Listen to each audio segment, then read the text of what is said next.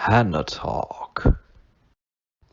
What is up, Animaniac fans? Simon here. Welcome to HannaTalk. Hope you're all doing absolutely fantastic.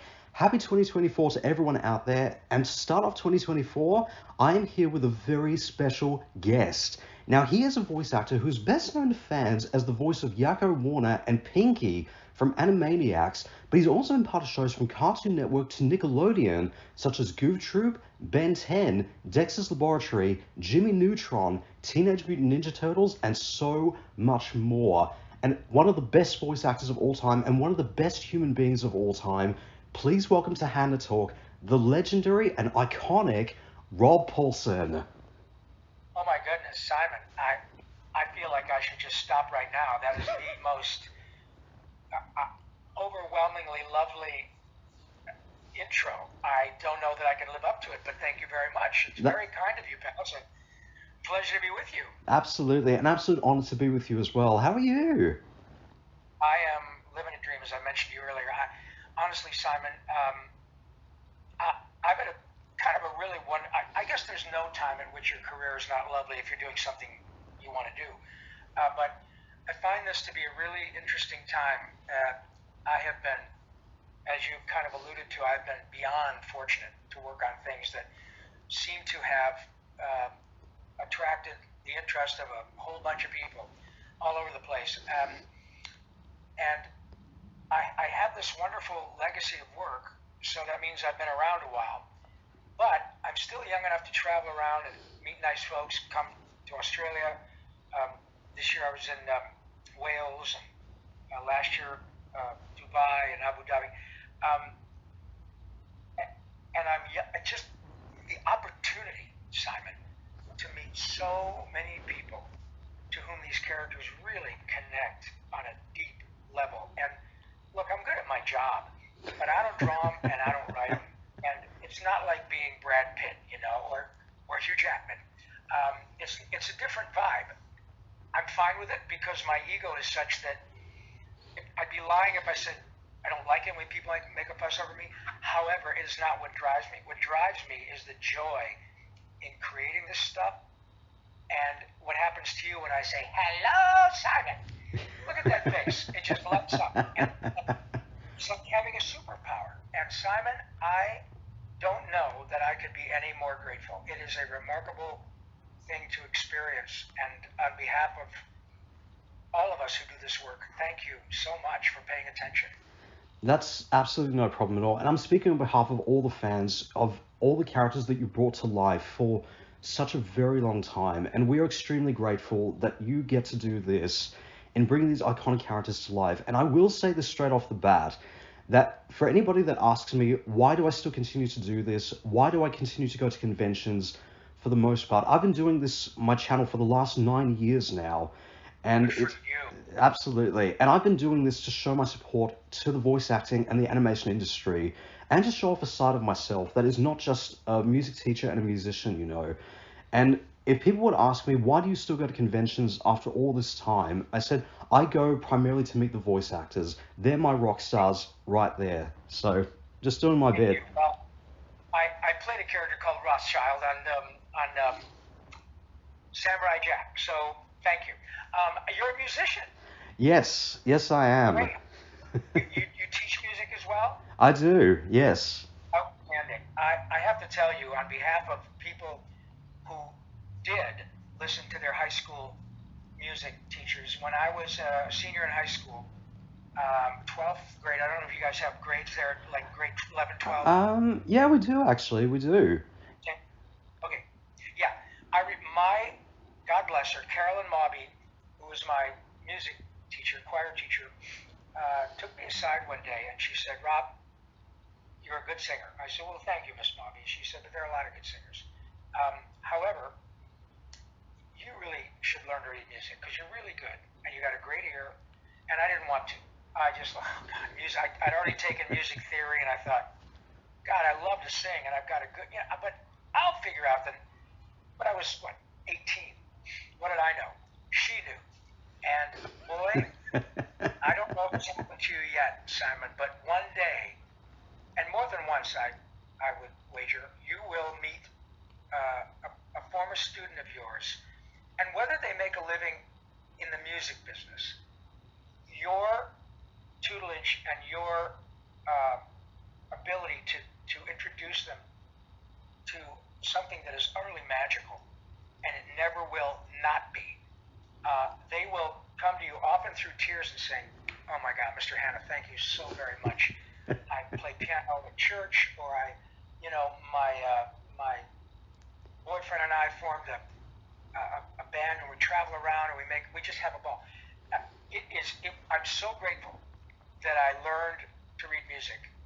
It has not only served me well later, but when I first got to LA, I was here to work, and the fact that I could be 22 or 23 and read music meant that I could go in and sing on jingles, do commercials, walk into a recording studio and somebody would say, "Hey, here's the music," and I'd look at it for 10 minutes, do 2 or 3 takes, then I'm out. It saves the producer a lot of money. They hire me again, and were it not for Miss Mobby, I definitely would have had a more difficult time and would not have appreciated, I mean deeply appreciate, what people like you do. People who are so well trained, or like my friend Randy Rogel, who wrote all this music that most of you guys have listened to at Animaniacs. That talent to score pieces, to teach, to breathe life into a song that appeals to millions of people is such a remarkable skill. So what you do is absolutely irreplaceable. I'm so glad you do it. Thank you so much. And honestly, I will say this, and I've said this across to like a lot of the interviews I've done over the last few years. If I decided to turn HannaTalk into like a full-on talk show, and you gave off a speech of that caliber, I guarantee you people are giving a standing ovation right about now, because that is so inspiring. Well, that's the idea. Look, we're all in this together, Simon. You're a performer, you're a musician, you're a teacher. You live music.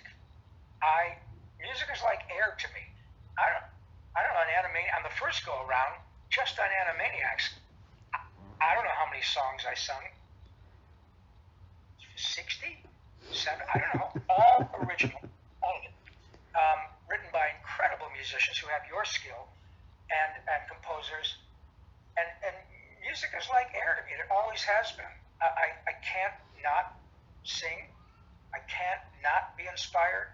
In fact, I probably like you and a lot of your audience, when things are not going well, there's always some music, a song, a piece of classic. I'm a big Rachmaninoff fan. I really love those melodies, and it's utterly inspiring. I can still listen to pieces of Nessun Dorma that Luciano Pavarotti sang a million years ago, and there's that very it's a very Puccini, a very remarkable and recognizable Puccini melody. But when that man, or frankly any person at that level, sings that, I weep. It really makes an argument for the existence of a deity. Even if you don't believe, you kind of go, wow, there's something about that the golden triad or whatever it is, it just kills you. And so I'm with you, man. I can't imagine not only not having it, but to be able, like you, to make a living doing something that I would do for free. What a gift. Incredible gift. That's fantastic. That is absolutely wonderful. Now, obviously, you've spoken a little bit about how you've been doing this career for so long, but obviously in the last few years, because of what's been happening with the pandemic and the lockdowns, how are you able to keep things up, especially on the acting side of things? Great question. Fortunately, as I have a face for cartoons, one of the cool things, let me back up a little bit. I came to LA in 1978, ostensibly to do live action and music. I was a singer first, travel around the United States and Canada doing live theater, music, improv, all that. And so when I got here, I was doing what one would expect: TV commercials, episodic television, a few movies, auditioning my butt off, going to class. But as is often the case with people who do what we do, I put my myself, by leaving Michigan and putting myself in LA, I gave myself an opportunity to get lucky. And by that I mean, even though the ostensible reason I came here was for what I described, when you're in a place where there are lots of people with lots of talent and lots of people in the producing, writing business who are in a position to hire you, that's way better than being, as much as I love Michigan, nobody's going to, you can't do anything there. So when the opportunity rolled around to audition for cartoons, I jumped at it because I just wanted to work. Little did I know that it would utterly change my professional life, because the first thing I noticed was nobody gave a shit about what I look like. I mean, there are a million average-looking Caucasian boys and girls, African-American boys and girls, Latvian boys and girls, who all come to LA. And many of them are gifted, and the odds of, being a movie star or getting a TV series that really puts you on the map are very minuscule. However, you audition for everything. And when I got a couple of cartoon jobs, the first ones I did were G.I. Joe and Transformers, and I said, this is the gig. Nobody cares what I look like. I walked into a room and I see all these actors from episodic television whom I grew up watching in the 70s. And they're all playing monsters or soldiers or bad guys or good guys. And I thought, oh my God, this is great. It's literally like getting together with your buddies and saying, let's put on a show. I'm going to be the monster and you put this cape on and you be, Batman. It's like that. So it didn't take me long to kind of tell my agents, I'm fine if nobody else calls about doing on-camera stuff, I'm good. And boy, was I glad I put myself in the position, because that's how I got lucky. I'm not lucky. The work after a while is because you're good. I'm good at my job. But I got very lucky to be in the right place because I moved here. And boy, did I make the right choice, because now I get a chance to talk to you. I'm still working all the time, and that is a very long segue into saying that had I just been limited to just on-camera work, I would have been out of luck with COVID. I have lots of friends in episodic television or in the middle of shooting movies, done for obvious reasons. But I still got to record half a dozen episodes of Animaniacs, 5 or 6 episodes of Pinky and the Brain, a couple of things at Nickelodeon over a very rudimentary home studio and Zoom. And that technology, had it not been there, had it 15 years ago, wouldn't have been there. But I was able to keep working, and I probably did 15 or 20 jobs during COVID. Now, when COVID it's still not gone, as we know, but when it kind of became dealable, now a large part of my income stream, and I tell you, don't tell anybody in my business, I love being in the studio with all the other actors. That's the show, Simon. But going to conventions, doing Animaniacs in concert, we're booked through April. We do it with symphonies. It's the most incredible, gratifying experience. Precisely for what you said. I want to meet the other people. I have a lot of actor friends there, but I want to meet you guys. You literally are the people who have put braces on my kids' teeth. It's not hyperbole. And to see how these characters have affected people, Simon, I hear the most incredible stories, often through tears, about, wow, I was in the foster system from the times I was 6 months old till 18, and I went to 5 different homes and 5 different families. It was very difficult. But as long as there was a television, ... Ninja Turtles was my family.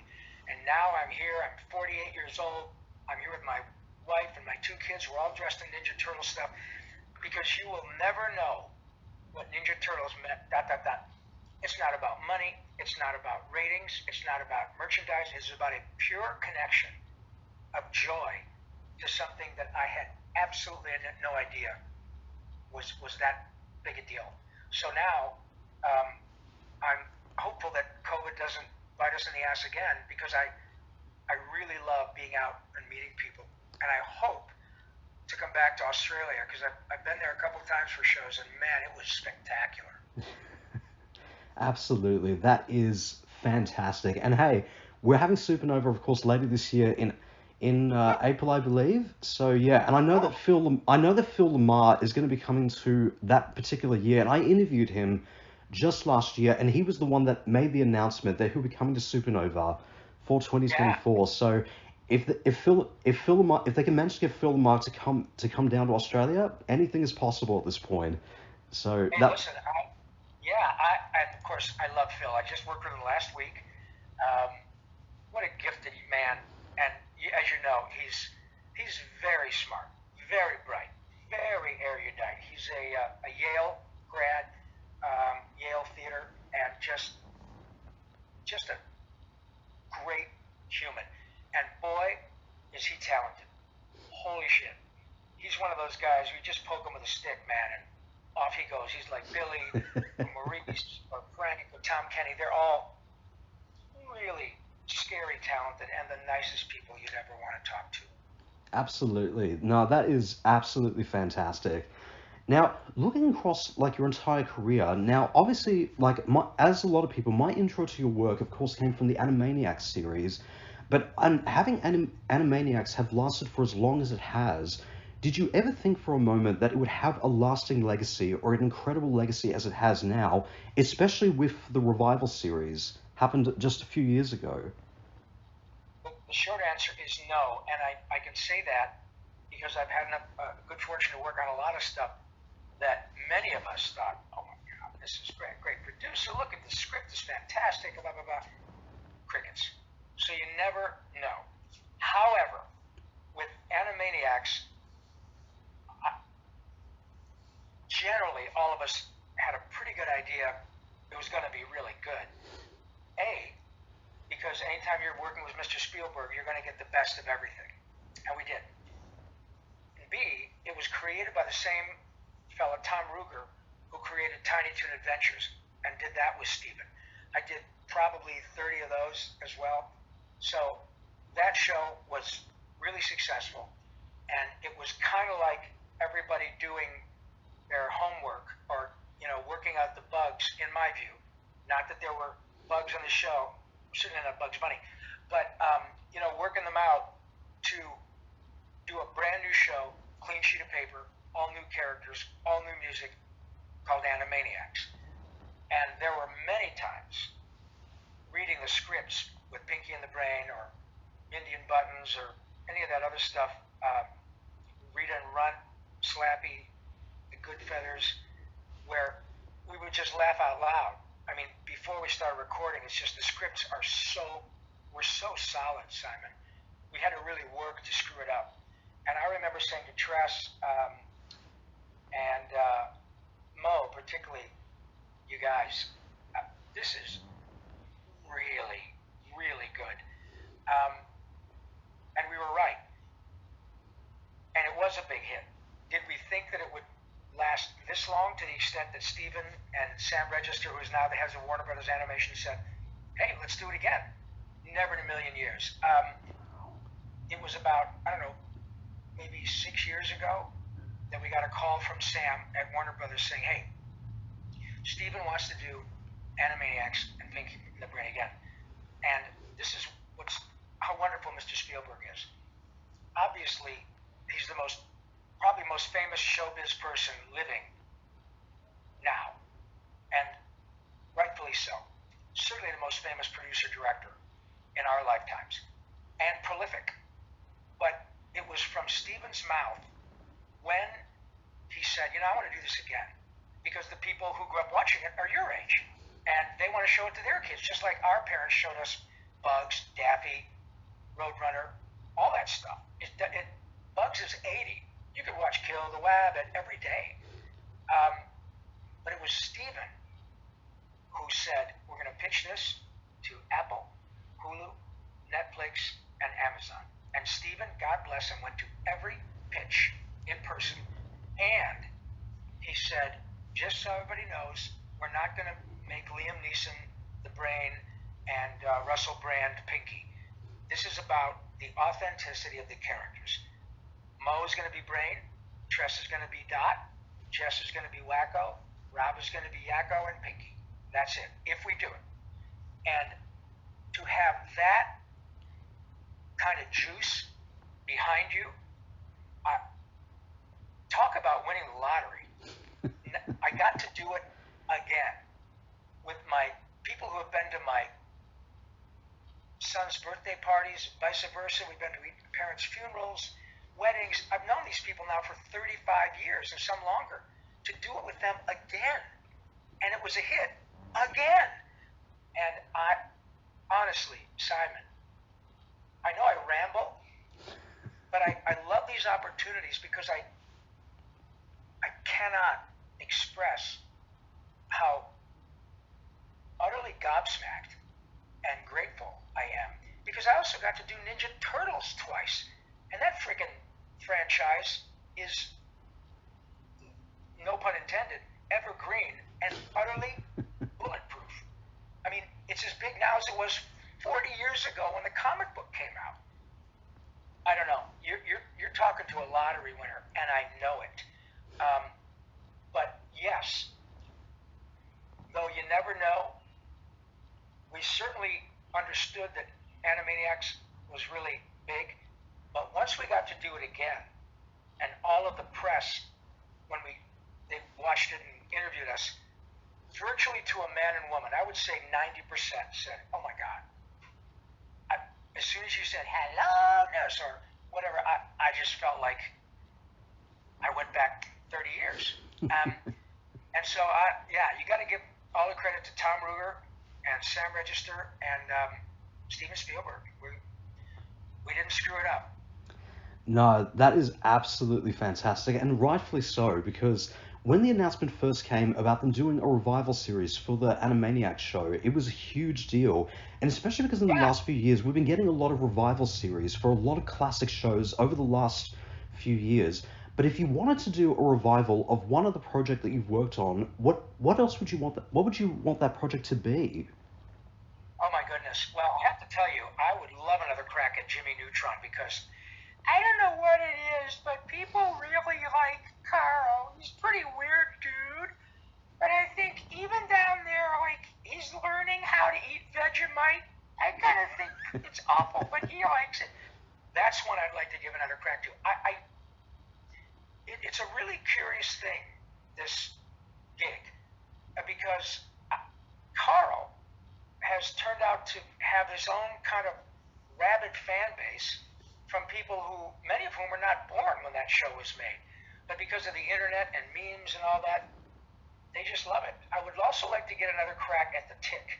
I really, really love that show. That was created by a guy named Ben Edlund, who went on to be the executive producer of, oh God, I'll remember it, the show with the two brothers, Supernatural. Yes. And man, talk about precocious. I remember the first couple of episodes of doing the Tick in 95 maybe. I remember seeing this young man on the other side of the glass who was sitting there, talking and sometimes looking at something and writing. I thought, I finally asked him, I said, "Seems like a real nice guy. I've talked to him. Is he a PA or?" No, that's Ben Edlund, the creator. He was 22. And talk about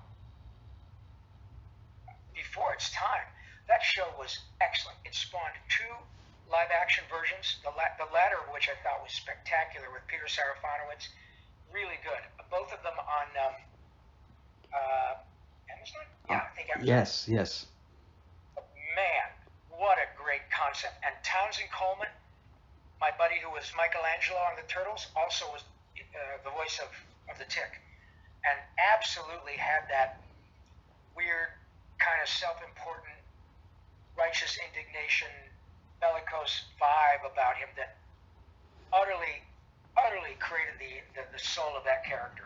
So I'd love to give another crack at that one as well. That's fantastic, and I think we can definitely agree about the Jimmy Neutron series because of the way that show had ended, and also with hearing about the potential storylines that we're going to do in the next couple of seasons. that is still a gold mine for them to say, you know what? If we can manage to do a revival of the final season of Samurai Jack and get the people involved to come back to that show, anything is possible at this point. Well, I agree, and you're preaching to the choir, because if you had told me 10 years ago, by the time I talk to you in 2024, Rob, you will have finished 30-something new episodes of Animaniacs and Pinky and the Brain. I would say, Simon, I appreciate that, but I don't know if weed is legal where you are, but you've been eating a lot of it, because that's just not going to happen. Little did I know. And so you're right. I mean, Nickelodeon owns the right to Turtles. I got to do 100 episodes of their iteration of Turtles, which was very successful, in which I played Donnie. And then I got to direct the most recent animated version called Rise of the TMNT. And now they're doing, Seth Rogen had a hit last summer, and they're doing another one, Simon. My son is 39, and he's in the video game business. And we did a really cool video game a couple years ago called Shredder's Revenge. And my son was at a giant video game conference at which he attends every year in Boston. And this was almost 2 years ago, and he called me and he said, Dad, I got to tell you, people are freaking the you-know-what out. They heard that it's you, Barry, Townsend, and Cam, and they're losing their shit. And he was right. And it's people sort of 30 to 45, 50. They're going, oh my God, playing this is like I'm 12 and I hear the original Turtle. It's like it's sensory overload. So all it did was stoke that fire. I mean, yeah, I've learned never say never, never. It's incredible. Absolutely. No, that is definitely true. And I think just by instilling that from the fan base and just especially reintroducing it to people who've never heard of any of these properties is enough to spark out interest and say, you know what? Let's do this. Let's do a revival series picking up where we left off from the original Jimmy Neutron series, and let's get it happening. Why not? I mean, the movie that spawned the series, and then we did another series called Planet Sheen, where as a result of the original Jimmy Neutron movie, I think it was 2000, I don't remember, 1999, 2001, something like that. But it was nominated for an Oscar. And that's a pretty big deal. So I'm telling you, man, I have also learned that if one is going to do that with a beloved property, to give it another crack, if the original actors are around and healthy, and if they want to do it, that's the way to go. Otherwise, you really, in my view, have to kind of change your tack, kind of which direction you're going. I say that because a couple of years ago, Powerpuff was a pretty big hit, and that came back with all new actors in the lead roles, especially the three girls. And big mistake. Not that the actresses who did it were bad; they were wonderful, but they really didn't have a prayer, because E.G. Daly, Tara Strong, and Kathy Cavadini? Say again? Kathy Cavadini? Kathy Cavadini, thank you. Those three girls, young ladies, are super gifted. They created the roles with Gendy Tarkovsky. Not Gendy. Craig McCracken. Yeah, Craig McCracken. Thank you. And it was a hit, just like Rugrats.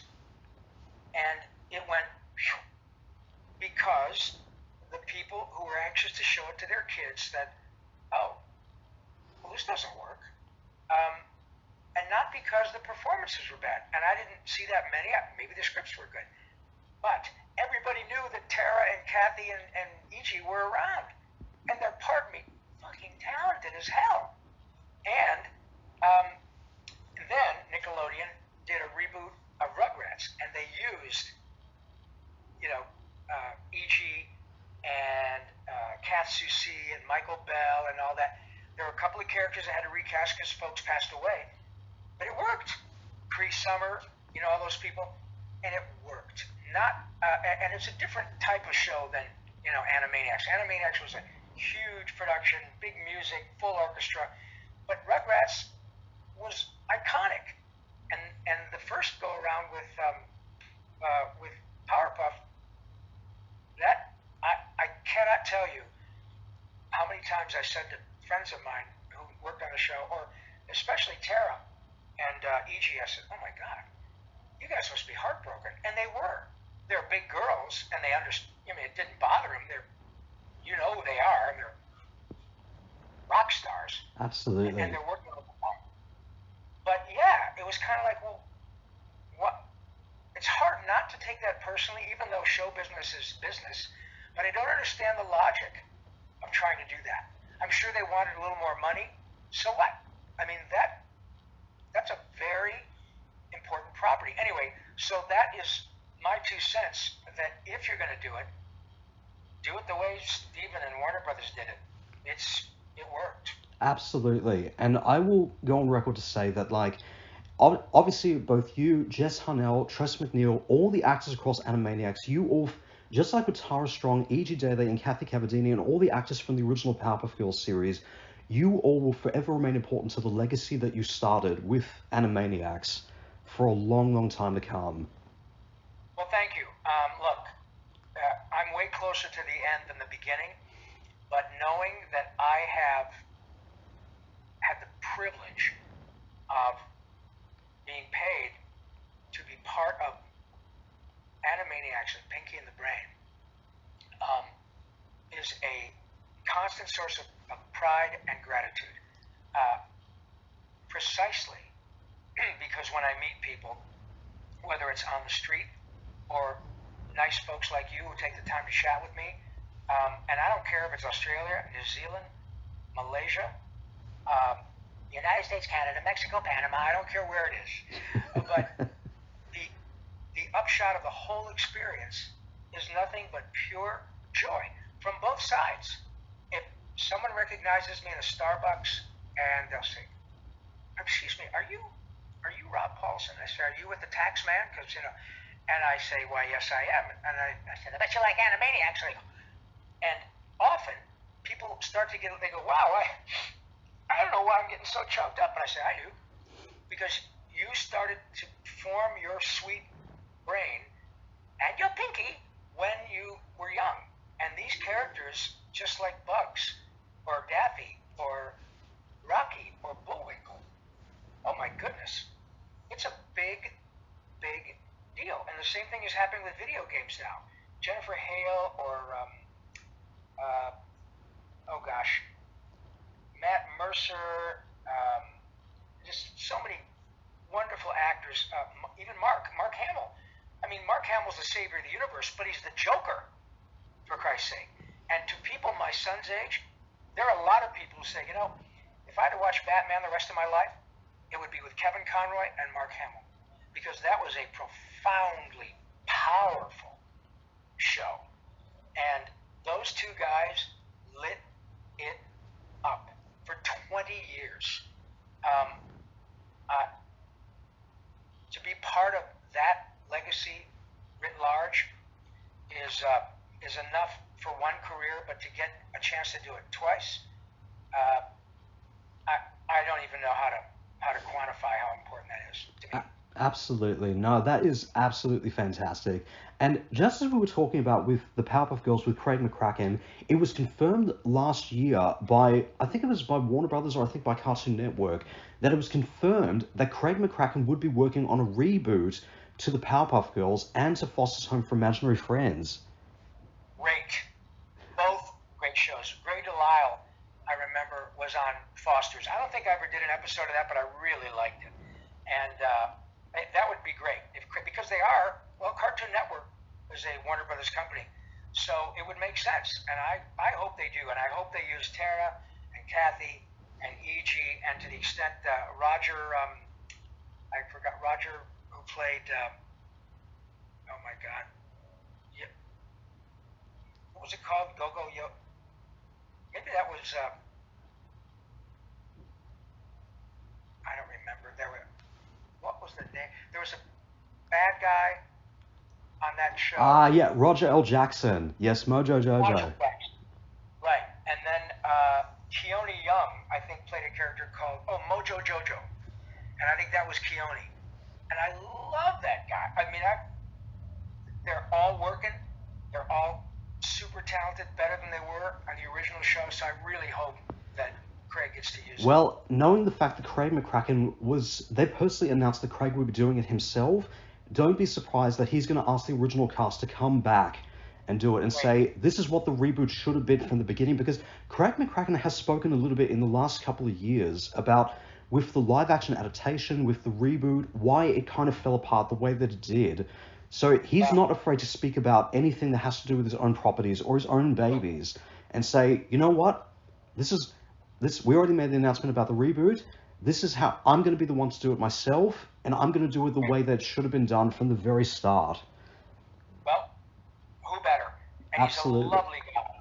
He is so talented and has really created a lot of really good stuff and employed a lot of people, and moreover made millions of people still really happy. And Craig, like Gendy Tartakovsky, is like one of those really super gifted people. Tom Ruger, another one. They just, anything they touch, whether or not it wins awards is not the issue. They're just really smart. Steve Odekirk is like that, just really smart people. Absolutely. Like obviously they're the best in terms of storytelling, in terms of animation and stuff, that have delivered the best productions of all time, and will still stay true for the rest of our lives going forward. And there's no doubt about it. Anything, as you said, anything that Craig McCracken, Gendy Tartakovsky, they touch, it turns into an absolute gold mine. And whether it's like existing properties they've done in the past or it's new projects they're working on, it's going to be absolutely fantastic going forward. So. Yeah. Well, no, you are right. I've had the great privilege of working with all those folks. Craig Bartlett, obviously Tom Ruger,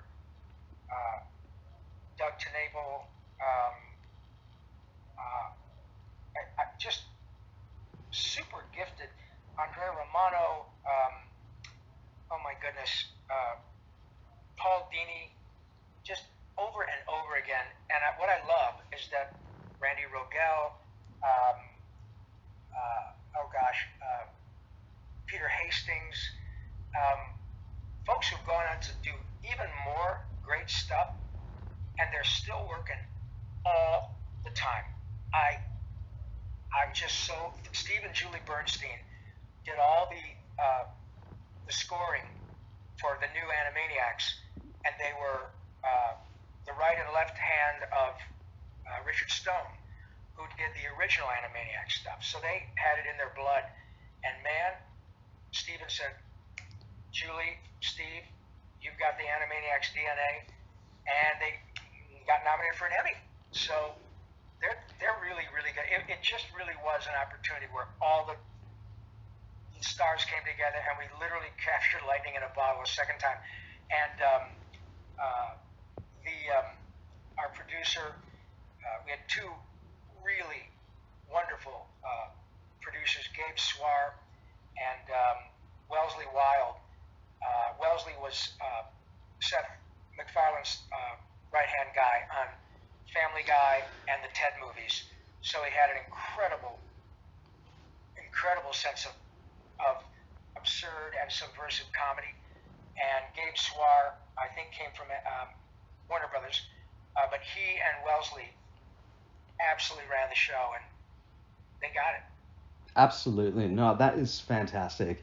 And my question to the listeners out there is, once this interview is up, let me know in the comments below, what do you want to see them do on the Foster's Home for Imaginary Friends or Powerpuff Girls reboot going forward when they officially start making more news about it? And leave a like or a comment if you really want to see Rob Paulsen play a character in the Foster's Home for Imaginary Friends reboot, or make a Stanley cameo in the Powerpuff Girls reboot, because that would just be so amazing. It would be. I'm in. I know Rob. I've seen him naked, and I'll tell him. He would love that. Absolutely. That would be great. It's very kind of you. Anytime I get to work, well, just anytime I get to work, but all those folks, again, Craig, the legacy speaks for themselves. And what's great is that they're all still working. They're healthy. Today I just got a letter from Hoon Lee, who played Master Splinter in the Nickelodeon version of Turtles, in which I got to be Donnie. What an actor! He was a regular on a great show, a cable show called Warrior, and he is just a marvelous actor. And boy, he killed that version of Master Splinter. But all the other turtles from the original show, Townsend and Barry and Cam and Pete Renaday, who was Master Splinter, he's 86. He's doing great. And Pat Fraley, who was Krang, is doing great. Renee Jacobs, the original April, we're going to see her this year at a bunch of events, doing beautifully well. We're all so fortunate to be healthy, and we get to see how many people flip out over Ninja Turtles. Absolutely. No, that is absolutely fantastic. And hey, like, if they can manage to do like the reboots for Teenage Mutant Ninja Turtles and still have it going incredibly strong to this day forward, even doing like as of this year, coming out this year with the revival of the X-Men animated series from the 90s, it would be amazing for them to do like a full-on revival of the original Spider-Man the animated series from back in the 90s. I think I did 1 or 2 episodes. I remember I did a character called Hydro Man. Yes. And this is what's so great about fandom and the ubiquity of Comic-Cons. They're everywhere. As you know, Simon, they're springing up like zits on a 12-year-old, and I love that because, firstly, the ethos of that whole experience is utter inclusivity. I don't care if you're tall, thin, short, heavy, gay, straight, bi, LGBTQ, XYZ, on the autism spectrum, it doesn't matter. All are welcome, just like animation is to be. It's about fantasy. It's about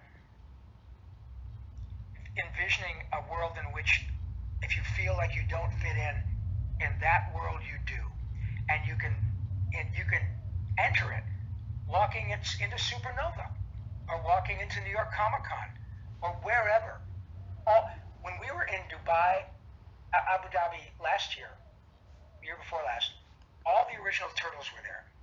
We're doing a lovely panel in front of like 1,000 young men and women dressed in their authentic, typical Middle Eastern clothing, and saying, Turtle Power, Kawabunga. It was overwhelming. I think I speak 1 word of Arabic. And those folks were fluent in my language. It was a real wake-up call. And these folks were so kind, not only to learn the language, but to come out to see the voice actors of this frickin' thing. And to see how all of that plays into the inclusivity of animation and the Comic-Con events. It's just the most incredible. I keep saying it, but all are welcome. It's like this microcosm of how I would like real life to be. Where people don't look at you sideways because you can't handle anxiety. And just to be part of that is nothing short of a privilege. Absolutely. No, that is absolutely fantastic. And I honestly think that, especially in the way the world is now, especially just after coming out of COVID and everything, and us starting to get our lives back on track and figure out everything post-COVID and everything, I feel like, honestly, if everyone had the beliefs and convictions that you had, especially in the world the way it is now today, I think the world would be a better place to live in. It's truly remarkable. Thank you. And you and I share the same ethos, and I would wager all your fans do. Look, I can go to virtually any good-sized convention, Salt Lake City, Chicago, Miami, Dallas, and there are 50, 60, 70,000 people. There were 80,000 people in Providence, Rhode Island last November. 150 at New York Comic Con. A small Comic Con now is 20 or 30,000 people. That's a lot of people. And they got, I'm speaking on behalf of all of us feel this way. Live action, Carrie Ellis is a dear friend. He's the most generous, kind people. Everybody flips out. He's way too handsome, but he's just a delight. Everybody is. Paul Rubens, God rest his soul, was just like that too. And what blows our minds when we go to these events is that we'll see people who will sometimes fly from Australia to go to San Diego because it's the closest con they can get to in the U.S., with the exception of Hawaii Con, but San Diego's it's huge. Okay. So they come from Australia. It's a 20-hour flight to get here. It's expensive. I think our dollar's kind of stronger than your dollar right now. Is that right? I believe so, yes. I know Canada, we're strong. But the point is, it's not an inexpensive proposition. Getting here, finding a place to stay at $400 US a night, renting a car, buying the ticket to get in, waiting through 100,000 plus people to stand in my line to tell me how much Yakko means to them, or Carl, or Goof Troop, or what goofy movie. How do I quantify that? And they do it to all of us. So what happens is we go home exhausted, Simon, from saying thank you. We're not exhausted from working. We're exhausted from gratitude. And then we're just, there are so many of us out there who wish the world nothing but good. And the good news is that that phrase, we're all in this together, has never been truer. You and I are chatting over about 8,000 miles away or whatever it is. In real time, it's Wednesday where you are. It's still Tuesday at 4 o'clock here, almost.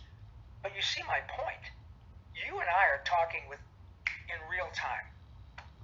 And people like you, other creators on YouTube,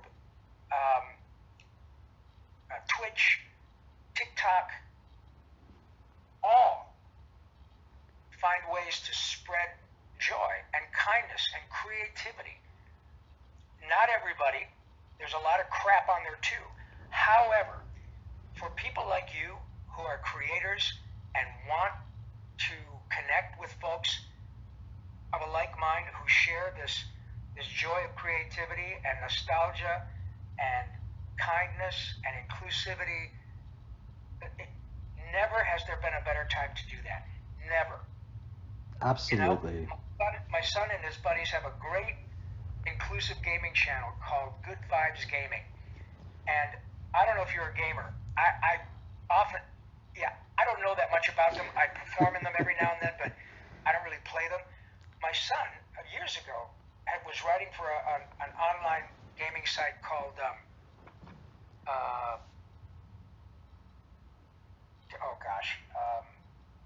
Game Explain, and did really well.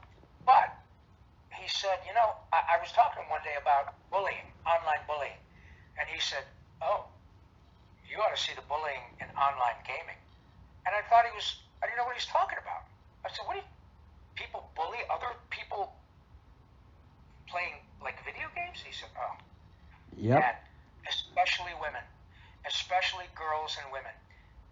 The number of young women who are told by men really boys, who should know better about, go back to the kitchen, you bitch," all the awful, awful things. Never, so that's where people can also do damage with the internet. So he and his buddies put together Good Vibes Gaming, and it is exactly the same ethos as what you and I and the convention scene is about. It is utterly inclusive. They got close to 200,000 subscribers now. They're getting bigger and bigger, and people want what you offer, Simon. They want goodness. They want kindness. They want excitement about creativity. They want people to encourage them to to be musical or to sing for no other reason than it makes their soul happy. Most people don't make a living playing games, but it makes them happy. And so for you guys, younger people who are going to be the ones to keep creating, it's vital that you folks are celebrated. What you do is really necessary. That is thank you so much for that, Rob. That is absolutely incredible. And I am a gamer myself. As many people don't know, I post up on my Instagram on my normal one and of course my HannaTalk one, where I post up all the interviews that I've been doing, like what I've got coming up, reviews, as well as all the stuff that I've been doing, like anything to do with pop culture or anything to do with geekdom for that matter. And so yeah, I'm a gamer myself, so I understand totally where your son is coming from in that regard.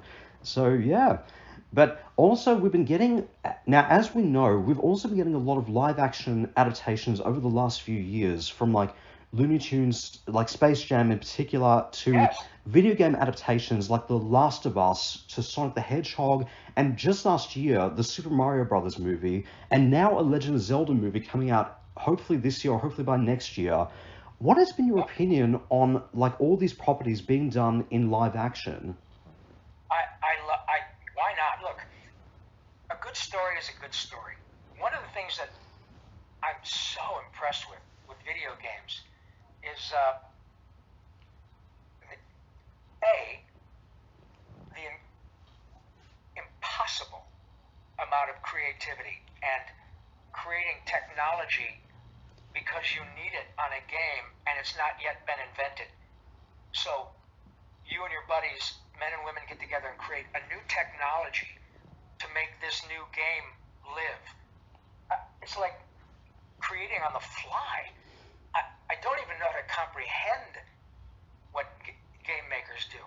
But like Troy Baker, for instance, good friend, huge rock star in video games. Jen Hale, another one. Nolan North in all the Uncharted movie. When a player plays the whole game, it might last 100 hours maybe. If you get through it all, I don't really know, but a lot, way more than going to a movie. And like watching cartoons consistently for like a week, 24/7. So you not only see this vision on your screen of the character, but you hear Nolan or Jen or Troy for 100 hours, and the connection is super deep. That's why I love that. And the Last of Us series was, I couldn't stop watching it. I mean, my wife and I just, oh my God. And I forgot the name of the actor whom I just loved. He was also in that movie with Nick Cage. Pedro Pascal? Yes, Pedro Pascal. God, and the young woman who played, his sidekick. Oh my goodness. Both just, and even Troy had a nice little part in it. Yes. Just like Nolan had a nice little cameo with, was it Tom Hiddleston who played who was Nathan Drake? Tom Holland, sorry, yeah. Tom Holland who played, right. in the Uncharted movie. Oh my God. I didn't see that movie, but Last of Us, oh my God. And I became a huge fan of Pedro. I watched The Unbearable Weight of whatever, the Nicolas Cage movie where I forgot, The Unbearable Weight of Being, I forgot. But it was a comedy, and Pedro was in it. Oh my God, he just killed it. What an actor. Now he's been on Saturday Night Live. He's a bona fide star, and he should be. Yep. And I just love that there's another medium that creates great storytellers, great movie makers. I mean, I did a commercial. It used to be commercials, used to be the learning ground of directors of photography, writers, and directors, because you're essentially telling a short story. I did a commercial a million years ago. We had a huge campaign in the States that was about milk. and the campaign got milked. And they had very clever, funny, interesting, really smart commercials. Huge campaign. I was part of the first commercial that lit up, that fired this now iconic ad campaign. And recently, people have realized that I was in it, a wonderful actor on camera, Sean Whalen is in it, and because everything else is on YouTube, they go, oh my God, this is the guy that's Raphael, this is Yakko, he's the voice that talks to the guy that blah, blah, blah. And it was directed and shot by Michael Bay. And Michael Bay, whether you like him or not, is a big frickin' deal. And that's how he started. Now, it's video game people. And and Seth Rogen. You get a guy who's a movie star, he's got a little more juice, he can wrangle up some money. He loves Ninja Turtles, he makes a deal with Nickelodeon, boom. Paramount owned by the same company as Nickelodeon. Huge. Again. So I love it. I love video games because they are yet another way to tell stories that are much longer, way more in-depth. You couldn't tell a story like The Last of Us front to back and really fill it out in 3 hours. You know, I mean, 3 hours is a long time for a movie. I just watched Oppenheimer. I loved it. Chris Nolan movies have a tendency to be a little long, but I really loved it. I love the source material.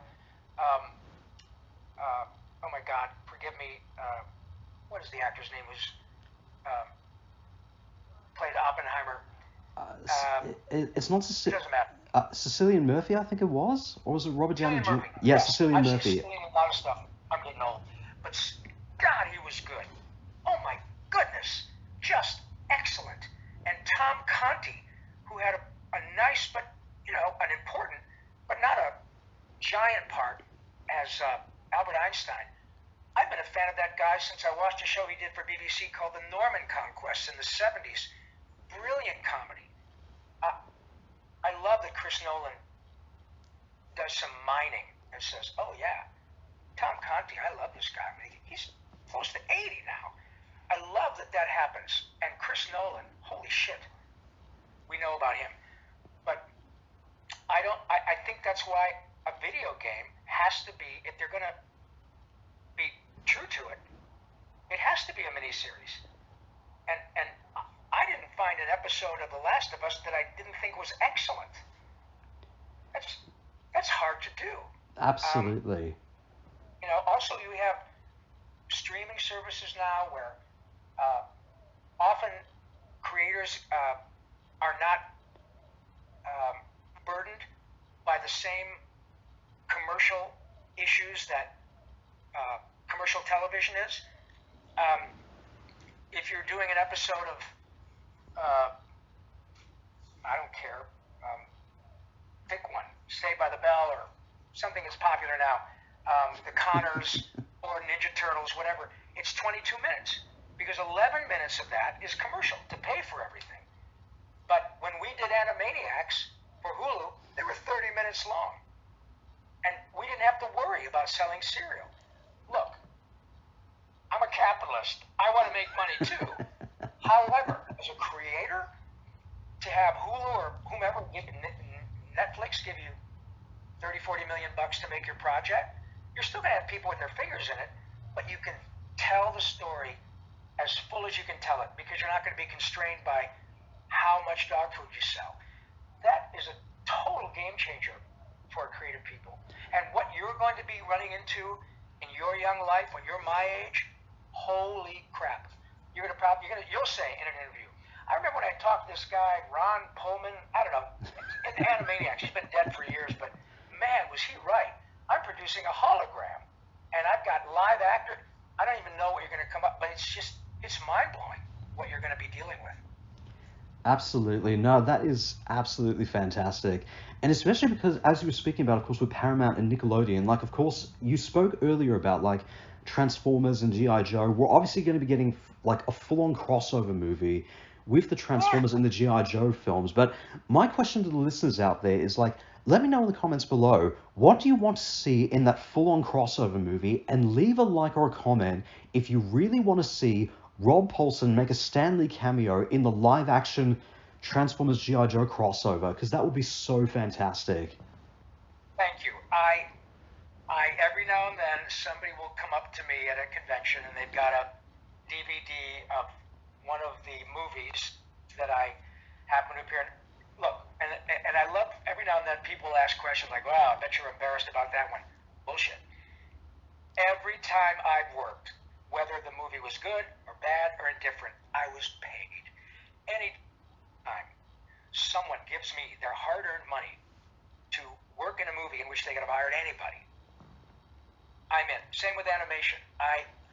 There are projects of which I'm a little more proud because of what they've done, but I have no regrets. I didn't have to take the work. I'm proud of it, and people hired me. I'm a lucky guy, so you're not going to find me disparaging anybody who hired me, because I didn't draw them, I didn't write them, I didn't shoot them. I was just the actor, and very grateful to be such. So, yeah, and you ain't going to hear any shutting down of movies from this guy. I've been a profoundly fortunate fellow, and to the extent that anybody wants me to be in their movie, I'm in. Absolutely. That would be fantastic. That would be absolutely amazing. And without going into any spoilers, what's next for Rob Paulsen for the fans to know about? Well, it isn't a spoiler. We've just got picked up for a second season of a show I'm doing for Hulu called Fright Crew, Krewe. Fright Crew. It's a comedy adventure vampire cartoon produced and created by Eli Roth. For many of you out there who are big horror movie fans, Eli created this really cool animated show. It takes place in New Orleans, a place in which I'll be this weekend for a Comic-Con coming up with my friend the Brain. And so Eli Roth created this show called Fright Crew, and a lot of terrific young actors in it. So it's on Hulu, and give that a shout. I've always got odds and ends that I'm working on. Most of my stuff now is taken up with Animaniacs in concert, and we have had people who talking to us about coming over to your place down there, and so I'm really looking forward to it. And for those of you who are interested or happen to be stateside, you never know, we might be where you're staying. So you can go to my website, which is robpaulsenvoice.com, Paulsen, and you can check out events at which I'll be appearing, Comic-Cons and Animaniacs in concert. Or you can go to animaniacsinconcert.com and see all the dates. We've got, I think, 24, 25 of them coming up between now and April, all over this country and Canada. So have a look. You might be able to come see us. But just like you said, Animaniacs is sticking power, and Randy's music is unstoppable. It's just a gas. We do it with orchestras, or Randy and me in a piano at a smaller venue. It's just, you'll hear it's a great big universe, and we're all really puny. We're just tiny little specks, and at the sides of Mickey Rooney, all that stuff. It's just fantastic. No, that's absolutely fantastic. And for all the listeners out there, I'll be putting the links to this in the description below once this interview is finally up and running, which won't take very long at all. And of course, final question, what do you think Yakko and Pinky would say if they were in Australia? Well, the first thing Pinky would say is, "Hey, Dad, I had no idea this was a penal colony. I've not seen any penals anywhere. I just love it down here. And, Ray, did you know that there's something called Foster's? People down here don't really like it all that much, but I really love it. All it does is make me say, nerve." And Yakko would say, "Yeah, I come from a land down under. Just don't tell her, because she can't see me while I'm under here. Good night, everybody." No, I'm just, see, Yakko's kind of a smart ass. I've been down under, and I'll tell you what, I don't want to go there ever again without a gas mask. But all I can tell you is that on behalf, in fact, go ahead, do me a favor, Simon. Would you ask me, Pinky, Are you pondering what I'm pondering? Go ahead. What are you pondering about, Pinky? Like, what are you pondering about in this time and age right now? I would like you to say just say it just like the break. Okay. Pinky, you pondering what I'm pondering. Go Okay. ahead. All right. Okay. Yep, here we go. Pinky, are you pondering what I'm pondering? I think so, Simon. But if Jack's black and Betty's white, is Marvin gay? That's fantastic. That is absolutely wonderful. Well, I'll tell you what, it is such a pleasure speaking with you and your fans. Honestly, from the bottom of my pink little heart, or Raphael's size, or Donatello's bow staff, or Yakko's smartassness, or Carl Weezer's inhaler, may I thank you all so very much for your kindness and willingness to let all of us into your hearts and your homes. It is a remarkable thing that you have been so sweet to us and so kind. So Absolutely. That is no problem at all. Rob Paulsen, thank you so much. It has been an absolute honor. My privilege, Simon. Thank you very much, and good night. Absolutely. Well, guys, if you'd like to know more about Rob Paulsen, you can check out the links which I'll put to you in the description below once the interview is finally up. Don't forget to like, subscribe, follow, and comment below what you want me to do on HannaTalk going forward. Thank you all so much for listening. Happy 2024. This is Simon and Rob Paulsen signing off. Bye for now. Good night, Simon. Bye-bye.